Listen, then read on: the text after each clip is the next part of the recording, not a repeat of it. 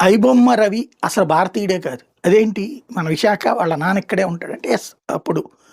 అయితే కొన్నాళ్ల క్రితం కరేబియన్ దీవుల్లో ఉన్నటువంటి ఒక దేశం నుండి పౌరసత్వం తీసుకొని భారతీయ పౌరసత్వం వదిలేసుకున్నాడు. ఎందుకంటే ఇక్కడ పట్టుబడతాడు, ఇక్కడ ఇష్యూస్ తెలిసి.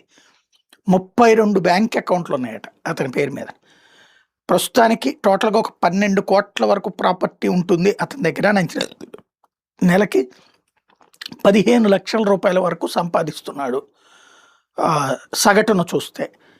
అయితే లేదు లేదు 100 కోట్లుంటాయి, 1000 కోట్లుంటాయి అన్నటువంటి ప్రచారం చేస్తున్నారు. కానీ వీళ్ళు అంటున్నది మేము 10,000 కోట్లు నష్టపోయాం, 25,000 కోట్లు నష్టపోయాం అంటే సినిమాకి కూడా వీళ్ళు లెక్కేసుకునేది ఒక్కో సినిమాకి 1000 కోట్ల రూపాయలు వస్తాయని అంచనా వేసుకుంటే నడుస్తుందేమో, లేకపోతే ఒక్కో సినిమాకు 100 కోట్లు వస్తుందంటే నడుస్తుందేమో. అతను హ్యాక్ చేసినటువంటి సినిమాలన్నిటికీ అంతంత వచ్చేటటువంటివి కాదు. వచ్చే సినిమాలు ఎట్లాగో పోగొట్టుకోవాలి. ఇప్పుడు 'బాహుబలి' లాంటి